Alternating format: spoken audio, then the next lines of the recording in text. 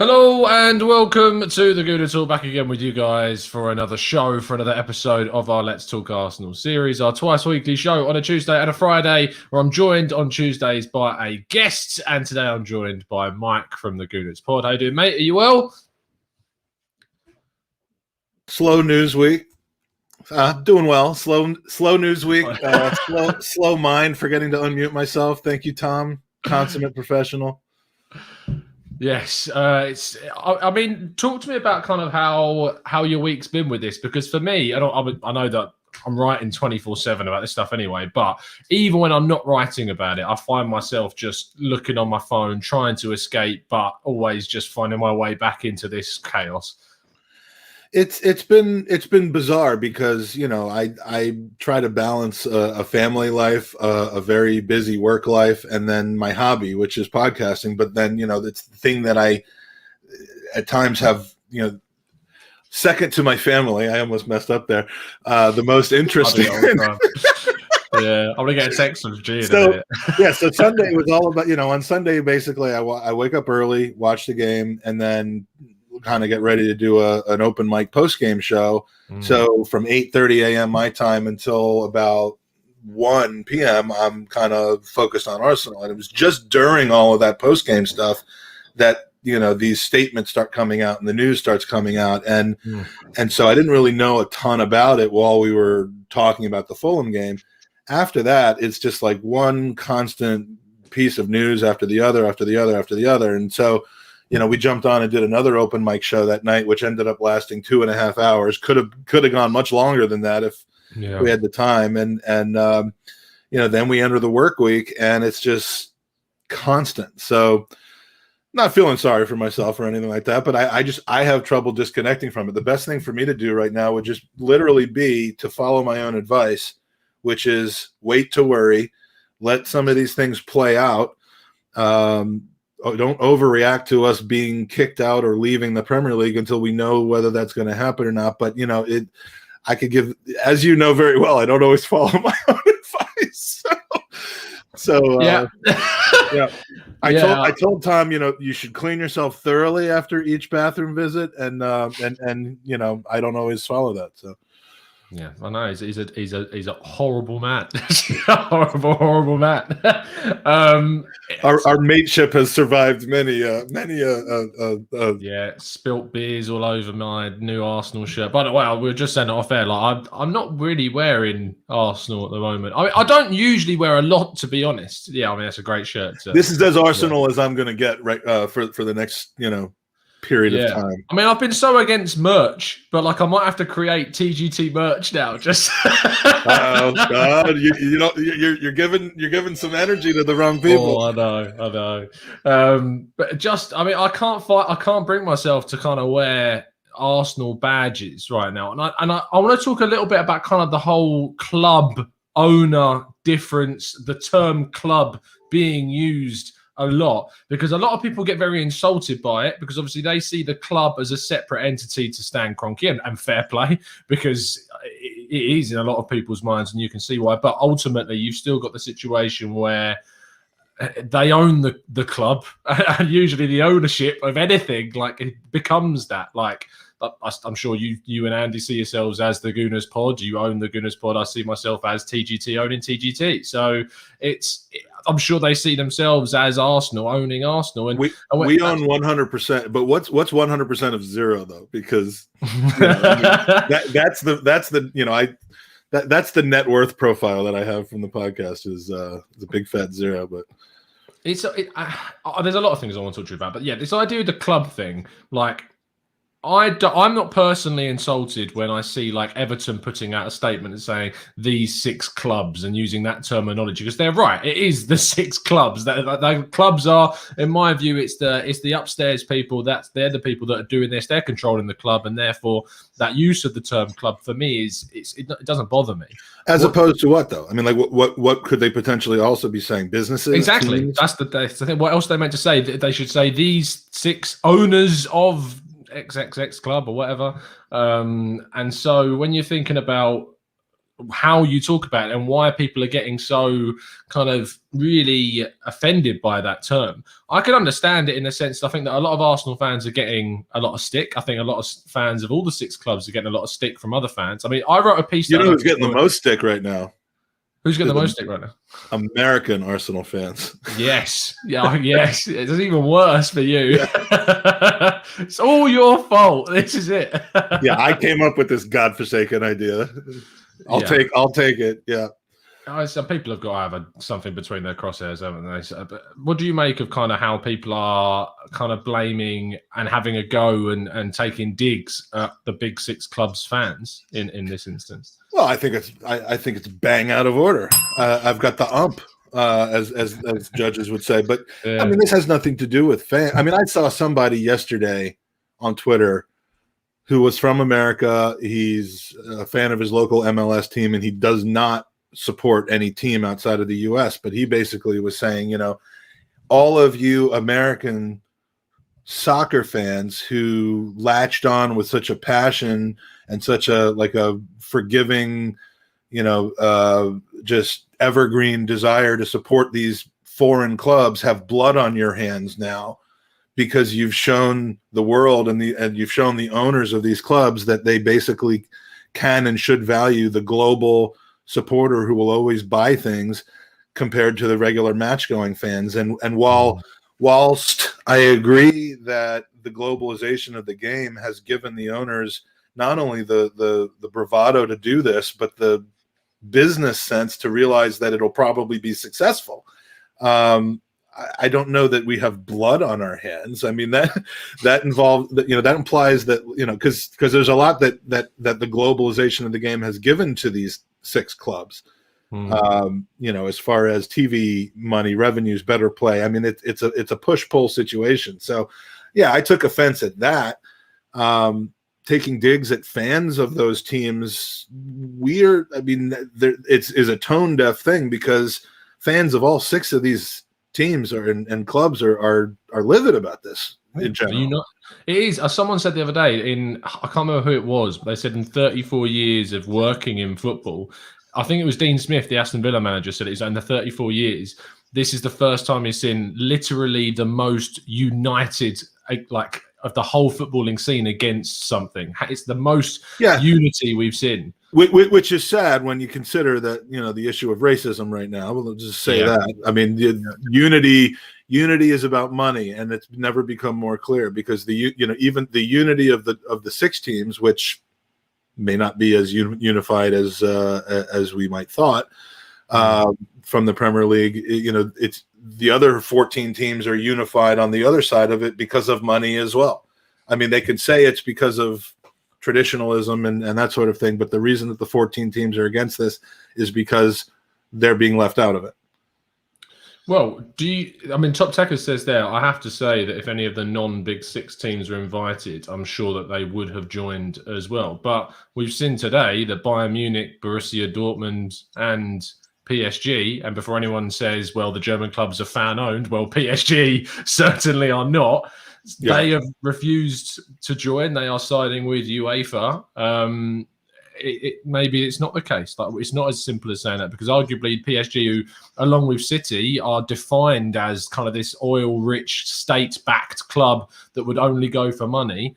They're not doing that. I don't know that they would only go for money. I look at them as being different than the others in the sense that they almost don't need the extra money that this is producing.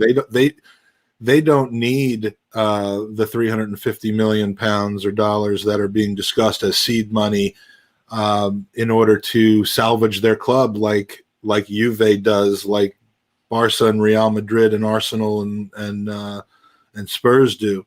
They don't need it, so it's easier for them to say no, thank you to it, knowing that they're still going to be the big dogs in Liga, and it's never really been about maintaining a profit for them, has it? And for them, ironically, it's been about winning, right? And so this doesn't change their ability to win, and they don't need to introduce. I mean, those clubs, from a competitive footballing standpoint, stand to lose in the their footballing is going to suffer from a dominant standpoint, whereas their financial state may stabilize and improve. PSG and Man City don't really need that. So I believe the stories that Man City's starting to have some doubts about this and saying, you know what, if we stay in the Premier League, and I know I'm kind of jumping ahead a bit, if we stay in the Premier League, A, it might start to unroll a lot of this stuff. B, we'll still be putting together teams of Galacticos and winning and keeping eyes and attraction on our league. And they'll probably get a lot of support from the other clubs in doing that. I do just want to say, though, I need to break to you some news, and someone in the chat already came up with a similar idea, but John, French, Drew, Wayne, and I we're starting a new breakaway TGT website. Oh, are you? Oh, okay. And it's going to start as soon as reasonably possible. We're not leaving your chat, but we're going to start a new breakaway chat. Oh, okay. So there's going to, and I'm not in this new chat, I assume. I'm not allowed. No. I'm sorry, you didn't fit the profile that we were looking for. Oh, damn. So hold on. So how are you going to generate income?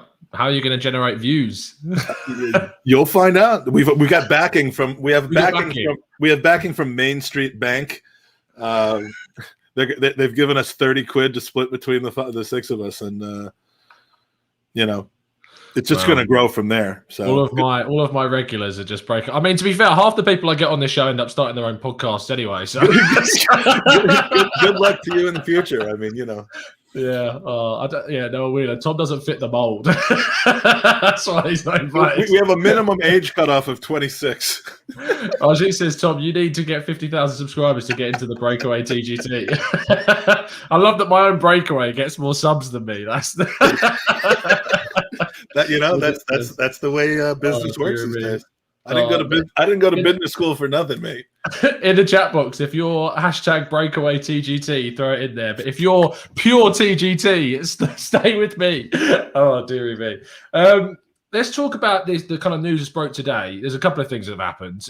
You alluded to it a second ago by saying like Man City are set to not really benefit from this as much, Chelsea as well, because the whole point of how they've opened up this advantage over the Premier League rivals because they are able to spend during the FFP. Well, we say they've been able to spend full stop, but you know what I mean. They've opened up. Both of those clubs really they started their ascent prior to FFP, which was incredibly smart because by the time FFP rolled around, as much as they circumvented FFP, Chelsea through loan farming and City through bogus sponsorship deals and commercial revenue, they didn't need to do that much of it because they were already on the rise and they had already bought Champions League, and that started the trend going. So, they didn't even really have to flaunt the rules of FFP too much. But they're in a position to continue to be competitive as they want to be without this additional money because their owners are bankrolling it. I'm just replying to Manu in the chat who says, I'm so done with this conversation about European Super Leagues, nothing personal. And I replied you'll be here the whole time. Yeah, I said, I'm done with it, but stuff keeps happening. Like stuff keeps changing on a daily basis. I just had a thought because Chelsea's unique in the sense that I've always said when it comes to Chelsea, like, yes, they're winning things except for when they play against us in cup finals, but they're winning things. But they're $1.5 billion in debt to Roman Abramovich. And the moment that Roman Abramovich pulls the plug and says, I'm out, they're going to drop, into League One because they're going to have so much debt and he wants his money. He's going to want his money back. This changes that a little bit.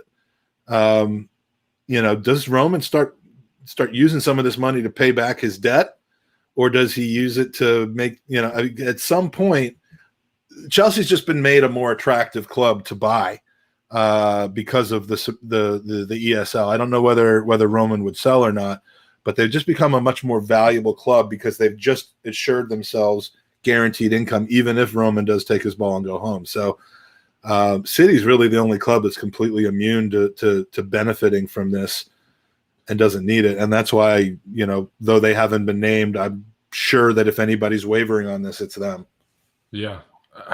I was about to say it'd be interesting to see what happens. I don't want to see it happen. If it does happen, how the clubs kind of use the money, where it goes, because a lot of people just assume with their knowledge and experience of Stan Kroenke that 300 plus million that we're supposed to, or 3.5 billion or whatever it is that we're meant to be getting, like, are we ever going to see that? Is that ever going to go into the club and making it competitive in the Super League if it happens? So, because at the end of the day, I can't see anything other than the teams with an early foundation and an early better kind of kickstart to this season. Because we were talking about on the podcast last night with Drew and Tomo and Adam about the fact that eventually this will just become an overriding league, is that the leagues won't survive unless, other than like the French league and the German league with their big clubs that are saying no, but the Italian league, the Spanish league, the English league, and a lot of others, if and when they get kind of tempted to come into it, you've already seen Benfica apparently throw their hat into the ring, say they want to be involved.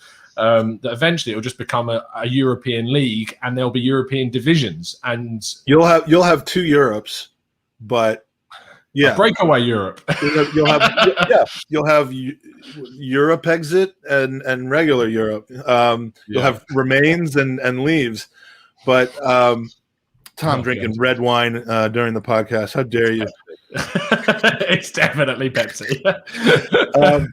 But who would drink red wine in this glass?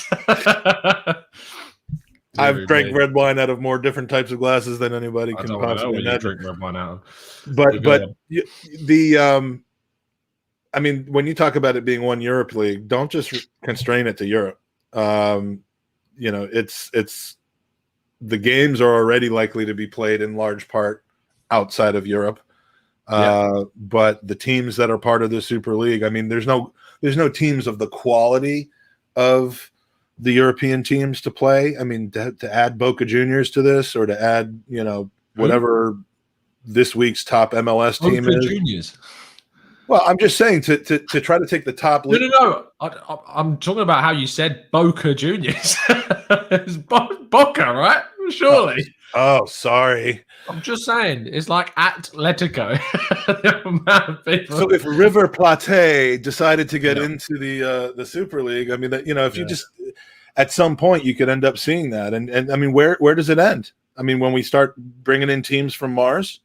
Well, I mean, Boca can afford Lucas Torreira at this point, so they'll be gunning to get into the European Super, which is ironic, isn't it? We're saying European Super League, but I mean, if it goes and plays all around the world, although Drew was saying this morning that apparently it's not called the European Super League. Everyone's calling it the ESL, but they're not. It's just the Super League. And I mean, that in itself shows you that already the intention is there for this to become global, for this to be a franchise, for this to go everywhere else. I'm laughing at so many comments in the chat today. In terms, though, of like... You do know who Gooner Andy is, right? Yeah, of course I know who Gooner Andy is. He's got no time to podcast on our channel, but he keeps spamming my chat, so I've just had to put him in timeout. Unlucky. That's where he belongs. And when it's the rules, if you spam the chat, you go in timeout. You're going to see people test this theory now. You won't want to see what happens, trust me. But when it turns like to, the revolt, what we're seeing now, and that we're seeing like players, and we're seeing people stand out. And what I would say is that there are some players that have now deleted things. Manchester City player João Cancelo, I know, is one of them. Let me just check who the players were. Is he about to get canceloed? Oh yeah, maybe. They retweeted like a load of anti-Super League stuff and then have now deleted it.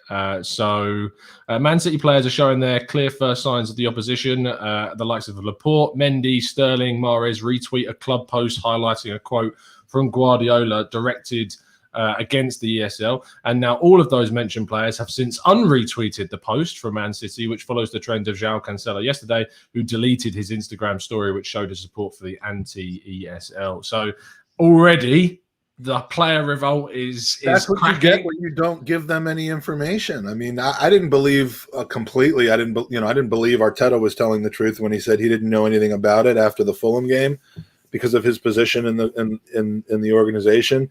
But I do believe that the players have been left completely in the dark.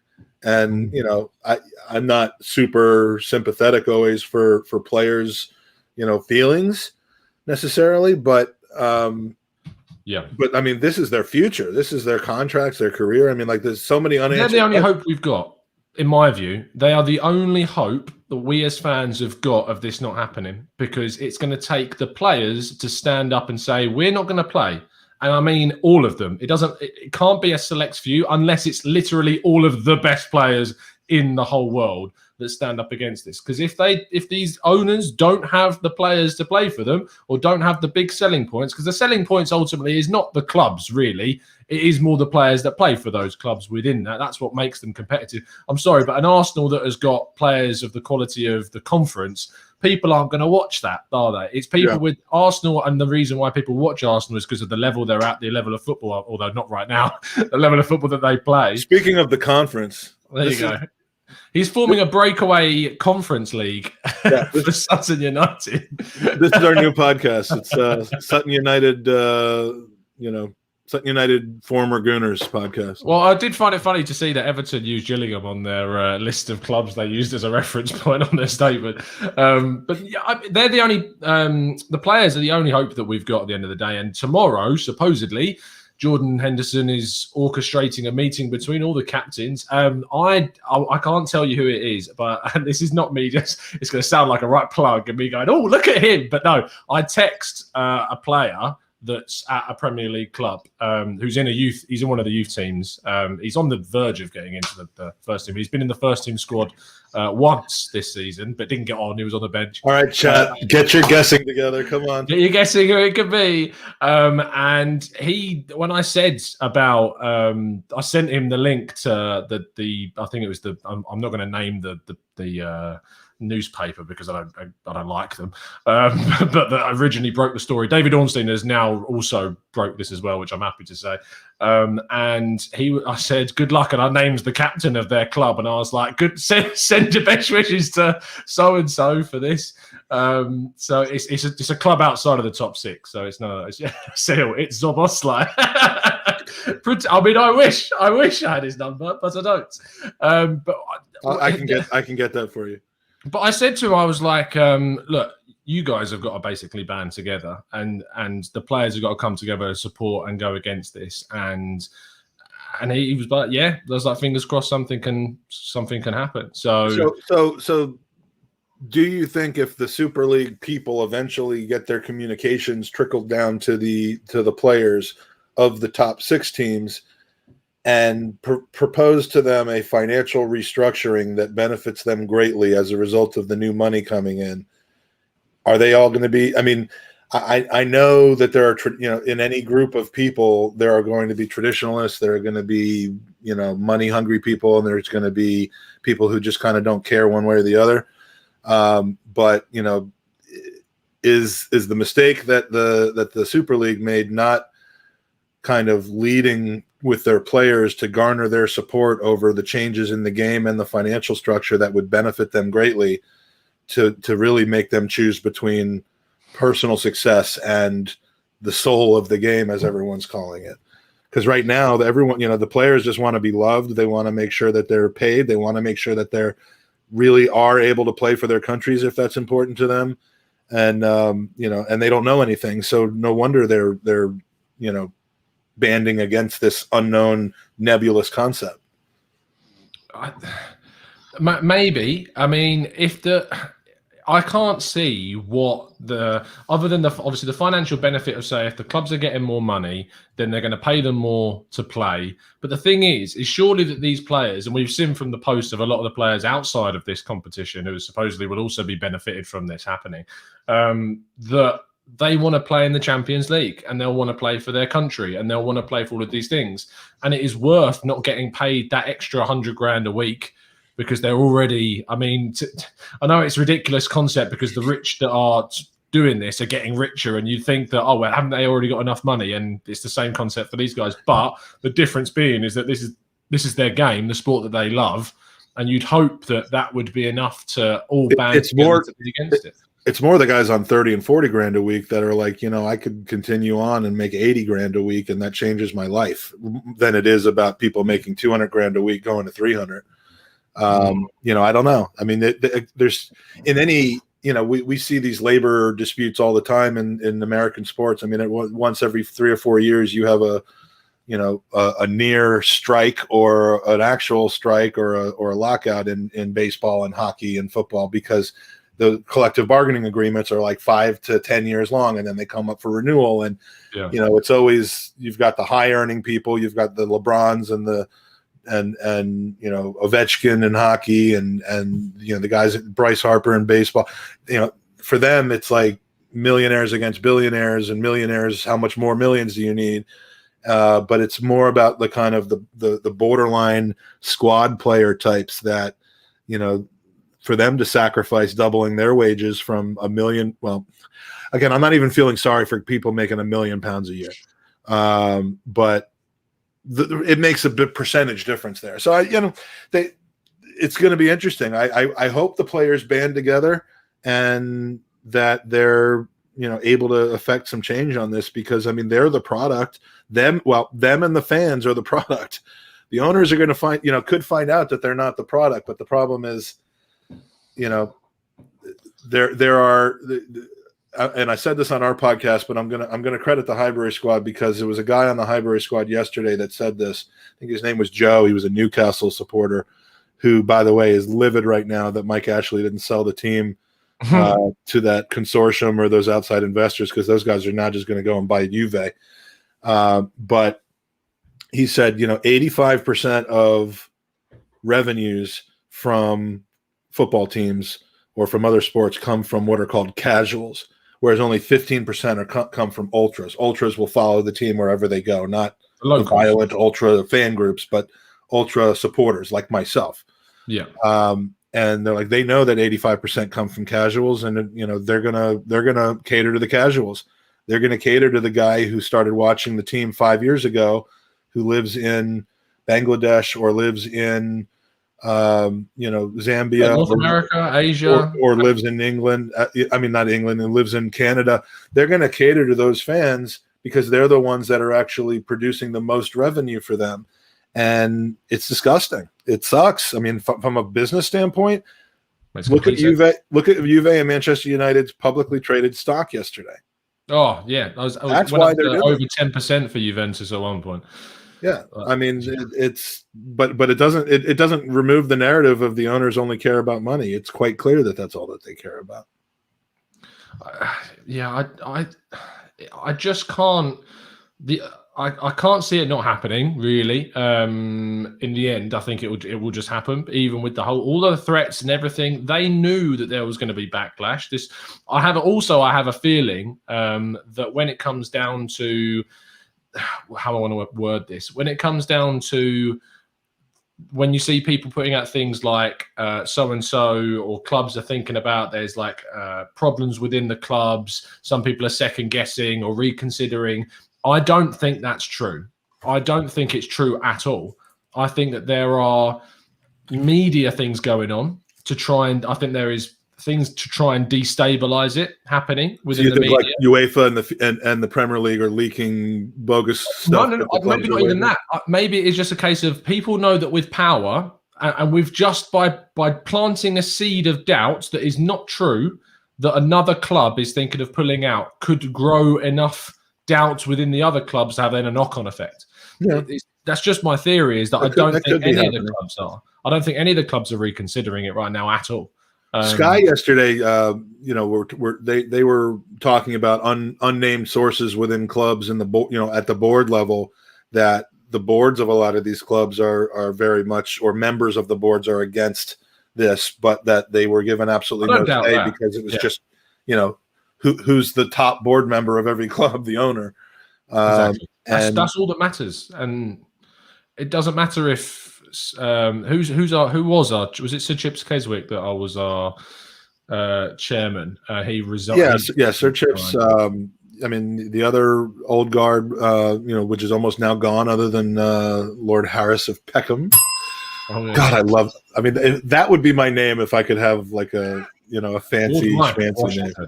Lord Feinberg of Potomac Falls. Of the breakaway, that doesn't have the same, Yeah, it doesn't.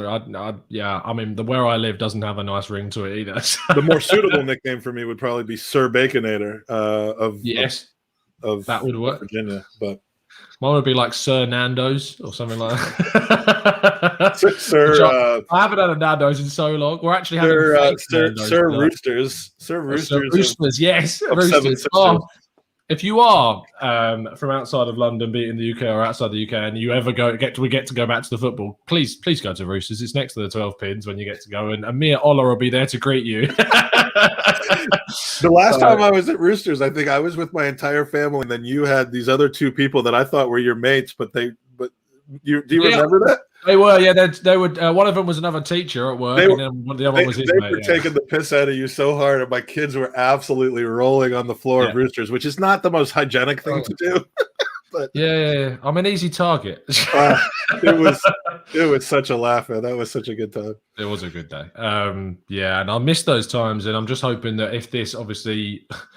No matter what happens, I fear for the future of watching football. I fear for the future of going. And this is, I mean, I wasn't as.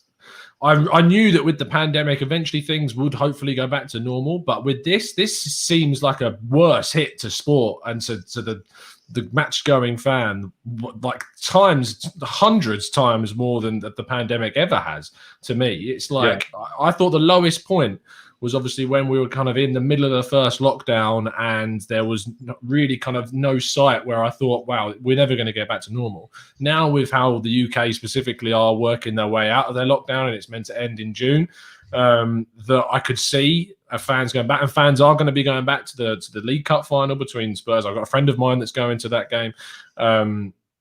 And when you look, I mean, the other half got offered tickets because she works.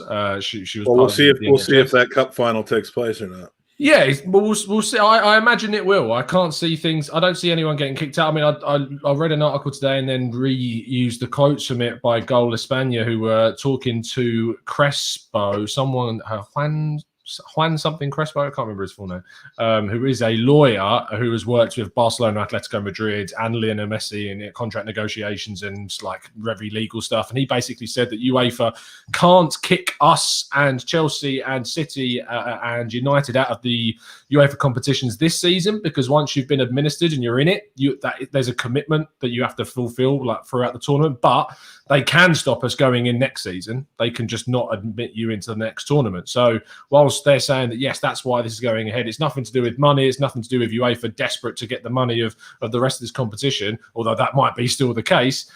The point is that they can't kick us out because of that legal side of things, according to this very, very well-versed sport lawyer. So it's... When it comes down to the rest of the season, though, I don't know how you're feeling about this, but I'm really struggling to kind of get up for these games. I'm really struggling. Like Friday, the Everton game, before the Fulham game, I was all like, look, we need to push for every single game, because even though it doesn't look like the league's going to do anything for us this season, there was still that hope. Fulham definitely killed a lot of that off with the points dropped in that game. Yeah. But I would have still been gunning for that Everton game and going, look, we've got to push to try and get as high up the league as possible and build momentum towards the Europa League final. But there is just an element now for me of why the hell does it matter? Like, why does it matter? Nothing matters. The league doesn't matter anymore because of this happening. This is where I'm torn, because, A, we don't know a lot yet. B, I mean, you don't just, and believe me, the number of people who are, you don't throw away 32 years of habit, and the habit being wake up, look at the lineup, hope we're going to win, stress through the whole thing, and just be involved in it. It's hard for me to throw that away overnight. The number of people who I consider, on my Twitter timeline and so on, that I know are, lifelong, multi-generational, passionate fans who are like, I'm done. I mean, I'm shocked to see that. Yeah. I think it's maybe a little bit of venting, but, and they might back down off of that a little bit later once things progress, because, again, this is on a very, very, very, very different level. This is kind of a next stage evolution of what the Premier League was in 1992.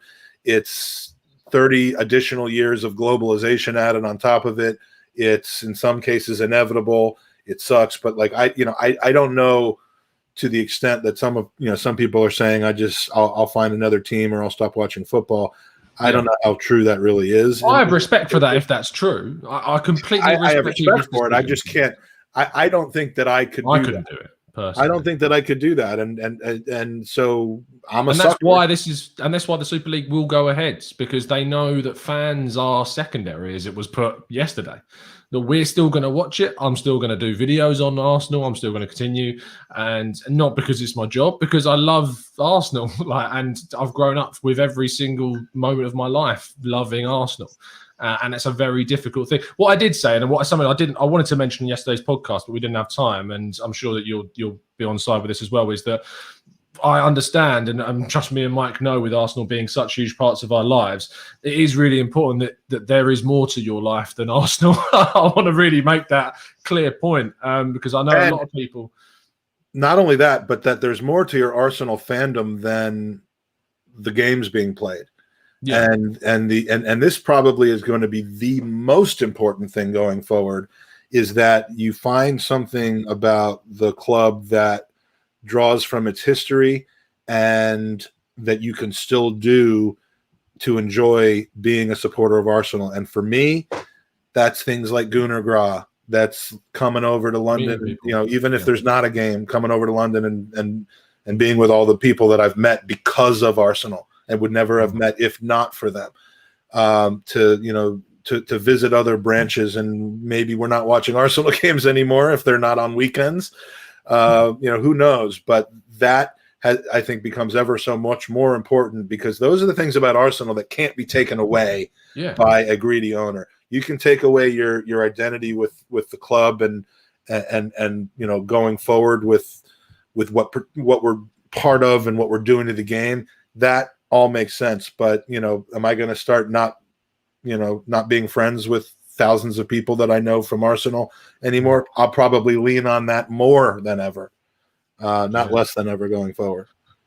And it is to build on from that outside of football, because I mean, I know lockdown specifically has hit a lot of people, some more than others, really, really hard. Mentally, it's hit people hard. Mental health has been a huge thing, and not being able to go to games has affected a lot of people really badly. And so that it is, I wanted to stress on the show that it is important to just also, in what Mike's saying there about having the side of the club which isn't about football, but also a detachment from football. You need to broaden your life into more things, be it music, be it film, be it family and friends, and just seeing them. I mean, the lockdown easing in the UK, now we can see people outside seeing friends again and just reminiscing about fun times. Has genuinely been the highlight of the year so far, along with beating Slavia Prague 4-0. So it's just been, you need to have that extra thing. You need to have. I would place our last North London derby ahead of the Slavia Prague game. I don't know what it was about the Slavia game. I do know what it was about the Slavia game that gave me that little bit more kind of. That's true. It was the subtext behind the narrative. Yeah, but obviously the Spurs game, and I'm really giving it to my Spurs mates. I say mates. But yeah, that's the thing, and that's why again this is so. It sucks so much, and I hate when they talk about kind of do you see about the 16 to 24-year-old generation, or was it 13 to 24? I can't remember. No, 16 to 24. And with that, they were like, "There's no one's going to want to watch the games against like the lower leagues or the lower oppositions." And I'm sorry, but that's just not true. Like, it's more true than probably you would take it, because you, as I'm 2 years outside of year-old, watch every single Jupiler League game, every single Austrian Super League game, every Turkish Super League game. So you're not the normal 16 to 24-year-old. I'm not a 16 to 24-year-old. I know. But when you weren't the typical 16 to 24-year-old. Sure. So you've always been, half my age and twice my maturity. So I mean, you're not the normal guy, and I say that as a compliment. But yeah, I mean, there's some truth to what he's saying. But boy, do you not want to actually say those words out loud? Yeah. Who said that? Was that Florentino Perez that said that? Yeah, it was Perez. Yeah, unbelievable. Ansgar says, "Tom, how are you feeling?" Not like they spend money on content. No, yeah. How are you feeling in regards to your job? Are you chilled? I mean, I put a tweet out today admitting that it's been really hard these last 48 hours, like really, really difficult. Because I mean, I think every single article I've written in the last 2 days has been about this. And when the thing that you're focused on, that's your job, is all about this, it's really hard, especially when you love football so much, and then your life is now and your work's now football. It's hard to escape it. Guys, the GoFundMe account that I'm setting up for Tom for his therapy is GoFundMe.com/.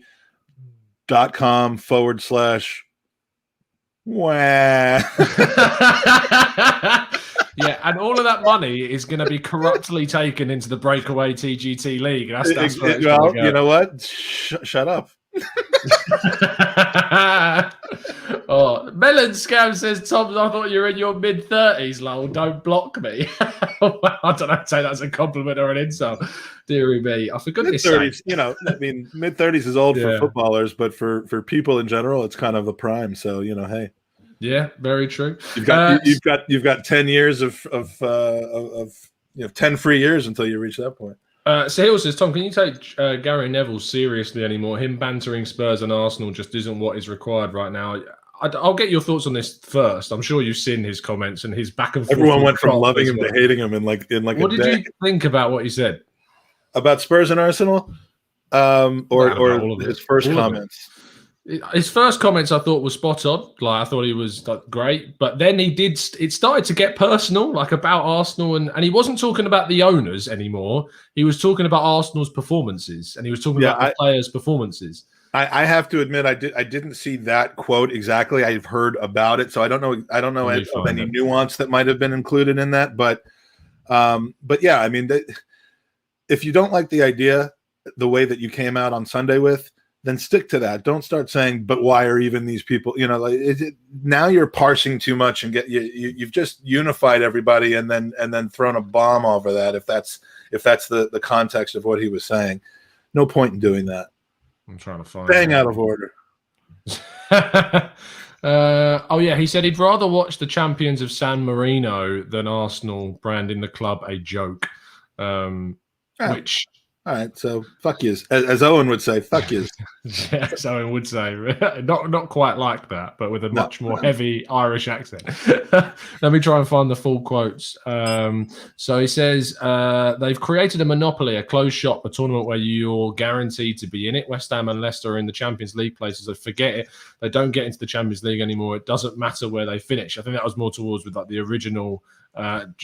Sort of rants that he went on. I'm trying to find where he said joke. It's not coming off my thing annoyingly, but it was for me, just to give you kind of I really got on board with his original rant. Like I think you said you saw the original rant on Sky when he was talking about it. But then on Monday Night Football, and he got quite personal about Arsenal beyond just the ownership. And there was always, and he turned round to Jurgen Klopp after Jurgen Klopp said, because he criticised the phrase "you'll never walk alone," which I get kind of the idea behind criticising that, like.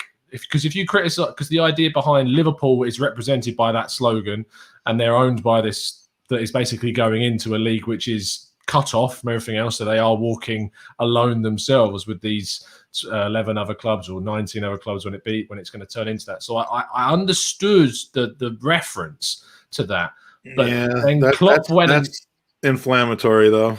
Yeah, and obviously a lot of fans represent themselves with that saying as well, so it's very, very evocative. And Did you know they sing that before every Dortmund game as well? Yeah, it's a Dortmund song as well. They use that as well. I don't know what the origins of it for Dortmund are. I don't know what the origins of it for. When I went to see Dortmund Frankfurt a couple years ago, I couldn't believe that. I mean, all of a sudden everyone started singing that, and I was like, "This is weird." Yeah. I don't know what the origins of it are for Dortmund. I'd love to be educated on it if you know in the chat. But yeah, I just when it came down to it, it just then started to get personal, and people were very quick to point out, well, you're part of Sky, and Sky have obviously charged fans a lot of money to watch their team play. They've moved games because of broadcasters to times which for match-going fans have been near impossible to get back home from, or to get trains back from, or to attend. And it came across like very ironic and a little bit hollow and a little bit hypocritical. And I think that's when it started to get quite... I could understand the frustration towards him, to be honest. Yeah, and I've just looked up the Never Walk Alone. It's not that interesting of a story. They basically just there was a cover band and they played it before a game and they're like, all right, we'll have this. So we like it. Yeah, they were a breakaway. You'll never walk alone. Exactly. They took it. They almost called it user questions, but then they decided that would be too too redundant, so they didn't do that. But yeah, what do you think about that side of things? From because I saw BT as well put a tweet out with the picture of like Leeds' football is for the fans or whatever it's like, which is ironic considering how much BT charge fans to watch. Yeah, there are so many organizations that are stepping up with outrage here that it is very, very, very difficult to feel bad for. Yeah, television providers, other club owners to some extent, UEFA. My God, yeah. How could you possibly feel bad for FIFA UEFA in this situation? FIFA, I mean, just in general, they should just cease to exist. But I mean, UEFA basically. I'm of the mind that the Premier League's opposition and the Premier League club's opposition to this is strongly driven by pressure from UEFA rather than pressure from themselves. Because, if these 6 teams ditch UEFA's competitions but stay in the Premier League with more money, presumably the competitive imbalance will grow and you'll truly have a top 6 and a bottom 14, which we've seen for many, many years until the last 10 years. Anyway, Arsenal, Liverpool, Chelsea, and Manchester United. You will see that. But presumably, and Mikey Hers brought this up in our podcast last night. Presumably the overall attraction to the league, if it stays intact with 20 teams with even more money involved, would be higher television revenues and more eyes on it on weekends, which the Super League isn't proposing, at least yet, to encroach upon. So why would they be so against it, other than it could probably hurt Leicester, West Ham, Everton, the teams that are always knocking on the door and in some years now actually going through the door. But why would a newly promoted team, why would Burnley, who kind of just, and Palace, who stick around in the 10th to 17th places every year, why would they have a problem with that? And to me, it's basically because they're beholden to UEFA for a large part of that money, and they don't want UEFA to do that. So, I mean, I could easily see the Super League working out deals with the associations, as long as the deal with the associations cuts out UEFA. And that's going to be the tug of war that I see happening in the future, because otherwise it doesn't make a ton of sense for the Premier League to be so adamant about this that they would talk about booting the teams altogether, not allowing them to play in the FA Cup, docking them points. What sense does that really make for them to do, if not for pressure from their overlord, which is at this point UEFA? Yeah, it is. Obviously, I saw Lawrence McKenna from the kickoff put obviously a video of what he was said on there. I've mixed feelings about the platform, but in regards to what he actually said, kind of, it is bad guys versus bad guys. Like there's no good guy in this. The only good guys in this are us, really, the fans, and we're the ones that are obviously most affected by it. But in regards to who it's kind of affecting financially, in this sense, because we can say it'll affect the fans financially, but ironically, it'll probably cost less than it's costing everyone now to watch the Super League, because the amount of money that's already involved in it, which is ironic in itself. But the point is that the bad guys, it's hard to go for anyone to say, oh, the Super League's a bad thing, because as soon as you say that, there's always a person to come back and say, well, UEFA's pretty bad too, and you're basically saying that you'd rather it was with them. And there's legitimacy to that to a certain extent. It's just that UEFA, they don't close the competition. That's the difference. Yeah, the competition is never truly closed. You could say that the way that the money is shared theoretically closes it, with the rare exception of a Leicester City or the occasional teams who rise up into the top 3 or the top 4 or 5 in Spain. You get your Sociedads that are in the competition, but then they drop down to mid-table. You get your, you never get Espanyol, but Oh, I know how to get to you. But like, there is that. But for the most part, you could argue that the way that it's set up promotes a lack of parity, but you can't. The Super League promotes not just parity, but certainty for these clubs and no jeopardy for these clubs, and that is what's different about it. But otherwise, to have people defending the format of the Champions League and defending UEFA while we watch UEFA go absolutely bonkers over this without lifting a finger about the other problems within UEFA, racism being not the least of them whatsoever. It's a little hypocritical, and that part of me is like, what, you guys brought this on yourself. Yeah. We'll see what happens, but UEFA's the target here, not the individual associations. I believe the Super League in that. Some people are skeptical. They think, they're saying they don't want to stay in the league, but they know that ultimately they want to replace the league with something different. Maybe that's the case, but their initial strategy doesn't take anything away from these initial associations other than the spirit of competition. And I'm not minimizing that, but financially, which is what most of these owners are truly interested in, it would be a boon to them, presumably, to have this happen, just to have more money injected into their leagues. We're going to take some user questions in a second. So if you've got, we've got about 10 minutes. So if you've got a question you would like answered, we're going to try and get through as many of them as feasibly possible, just while you guys are getting them into the chat. And a massive thank you to Daniel Luciano for the super chat. He says, "Reform, don't throw it all out. This is elitism." And we'll get to some of your questions. With the remaining people in the TGT after the breakaway, that $2 is there's a question about that in a second. $2 is going to decrease to $1 because there's just not going to be, the content won't be the same. The Discord will be so much cheaper to be. You're already benefiting from the fact that I rarely actually speak up in the Discord. If I change my mind on that, then you're toast. Or anyway, this is a bit ironic now, but a message from our sponsors. Oh dear! I almost spit out my water. Again, all over the computer screen, which was a meme in itself. But the reason why I wanted to really highlight these guys today, not only the fact that I have to, is actually because this has hit football prizes really hard, and kind of businesses in themselves, small businesses which rely on kind of the love of football and people's love of collectibles and within football, it's hit them so hard. I think they sold on the Wolves side of things, they're really popular within the Wolves space, and it tells you how much has affected kind of Wolves and their fan base now. They're perceiving football right now. They sold 16 of 99 tickets for a signed Johnny Otto shirt, so they're being hit.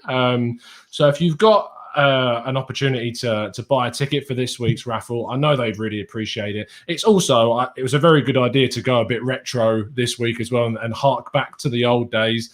And you can win a signed famous Arsenal back four photo frame with Nigel Winterburn, Lee Dixon, Tony Adams, Steve Bold. All of them have signed it. And you can win it. We'll be revealing which one of our expert members has got the free entry on Friday's show at 5:30. So make sure you tune in for that. But yeah, the link's in the description to the website. So that's an incredible prize to win. It really is. It's a really, really good one. So good luck if you enter, and I hope you do. That's why I like them as a sponsor, because they provide Arsenal content for fans. And if you win it, you can always donate it to this, and then we can, we can raise a ton of money. So there you go. How much have you raised so far through that? Last year was about $21,000 and change. The year before that was 14. The year before that was just kind of the startup year, so it was about 5 or 6. Mm-hmm. But this year is going to be we're going to try to take the leap this year and turn it into something a bit bigger than it has been in the past. So, nice. Can't wait for that. Yeah. Looking forward to that. Just before we go for a few questions, Daniel, just want to clarify, which you can do without a super chat, but I really appreciate it. It says, I meant to reform Champions League and Europa League if need be. Don't throw it out. This Super League is elitism and screws over all of the other teams. If you made a grammar mistake in there and you need to re-clarify again, that'll be $15. I mean, Mike Canana says stepping it up each time. Tom calling them user questions is brilliant. When did you come up with that phrase? Mate, I coined it. I don't know what you're on about. I coined it. Oh, it's been birthed at TGT. Coin this. Anyway, we want to get through as many of these possible, so let's keep these answers quick and snappy. Daniel Roberts says, why would there be an incentive to do well in the Super League? We could lose every game, but still end off with a load of money that Kroenke will pocket and not get relegated. Well, under the lack of information that we have about the competitive structure of the Super League, other than their, American-style conferences and playoffs and presumed Super Bowl, there's got to be, I would think, some incentive to. I mean, the quality and the legitimacy of the league suffers if you have three teams who are doing exactly what Daniel is describing. So there's got to be some incentive in finishing 8th versus finishing 12th, providing more money, kind of like you have in the Premier League. There's got to be, other than just a title, other than just a trophy. There has to be some sort of financial incentive for performing well. Otherwise, it is going to be a joke, and you're going to have teams that are just suckling off of it and not caring. When they invite these 5 teams that presumably they're going to be able to get from these national associations, I don't know how that's going to work. But if they add these 5 teams on a rotating basis, which is their answer to the question of it being a closed league, maybe it's not a closed league. But the door is ajar. Where it's a league where some teams can't be relegated. So you bring in 5 people. You bring in 5 teams. They finish 8th, 12th, 13th, 15th, and 16th. But you've got founding members who are 14th, and they're gone. 18th, 19th. After that, they go. It's not like they keep their place. They're gone. It's then the next league. So you're replacing the team that finished 8th and keeping the team that finished 20th.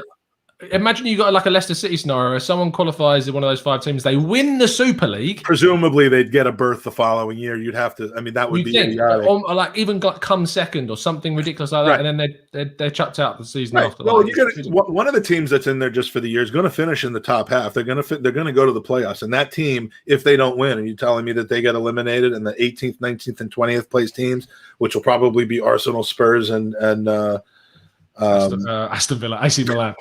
Yeah, you're telling me that they get to stay in and get a fresh start the following year, whereas the 6th place team that was in there for 1 year only is now gone. I mean, there's got to be something other than that to keep the clubs competitive. But I don't know what it is because they haven't said. No. Jared Carver says, how soon will the Legacy TGT badge be created? As soon as practically possible. Oh, the Legacy one. Sorry, I can't. That's me, mate. We're the Legacy guys. Legacy, yeah. So much. Hashtag Legacy TGT in the chat. Pedro says, can you see anything stopping this? I can't. I really, the only thing I can see stopping it is the players. If the players don't all band together.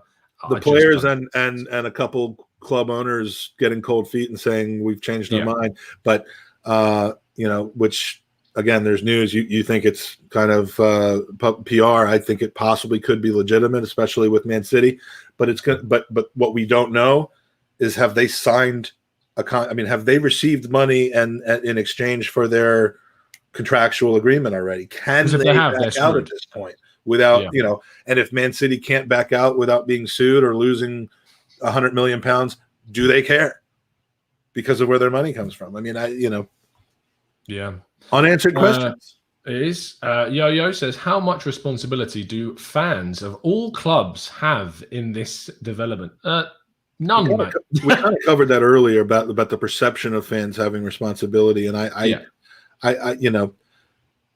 don't consider it responsibility when the global game grows through natural progression. I mean, the global football isn't the only thing that's grown into the globalized market over the last 30 years. Football's done it as much as anything else has, but that's to blame for this. But fans are unwitting parts of it: money spending, interest generating, club and enhancing parts of it. So to say we're to blame, I can't see that. The interesting thing about fans that could be to blame are the ones who have wanted us to act like Manchester City and Real Madrid for years, who have cried that Arsenal, despite promising that it would be that way, I get all that, but have basically said, if they're cheating to win, we should be cheating to win. We should be spending money. We should be leveraging our, doing all that. And then now having a traditionalist approach where the equality and the beauty of losing actually costing something is being ripped away. There's a lot of hypocrisy amongst fans. Do I think they're to blame? No, never do I. Sorry that we didn't get to answer many questions. We did talk a lot about a lot of the stuff you were asking about if you tuned in a little bit late. So make sure you do go back and watch it. There is one more question I do want to answer very quick because I think it's quite a good one. Matthew Hudson says, are you on the mindset that it's better to be on the winning side, that if our owners didn't care about winning, will they ever consider winning with this comfortable purse? And I think it's a really good question because and tonight I'm actually doing a show on another channel with a load of other top 6 representative of creators to talk about this. So I would be retweeting the link out for that. But it's from our side, we are one of the clubs that have won, if you want to describe it that, and we're in the list and that. But I don't feel like I've won at all. And this is why we go back to that conversation about how people are perceiving fans of the top 6 clubs. It's not our fault. We don't want it as much as anyone outside the top 6 doesn't want it. We want it to stay as it is. Arsenal haven't deserved this. In my mind, they've not earned this at all. Whether it's on we've been making loss after loss after loss these last few years. Financially, we don't even deserve this. So it's ridiculous that we're here. I don't want to be here. I don't want to be in it. But as we discussed earlier, there's not really anything that can stop me supporting Arsenal because it is so important to me. And we are just passengers in the world of football, unfortunately. And you've seen it with protests against ownerships, against things. Nothing's worked because they know that it's a sad reality, but they know we don't really have any power. And that's why I've always said it's on the players. It's on the players to stand up to this. So, yeah. Any last words, Mike, before we wrap up? No, just appreciate you having me on.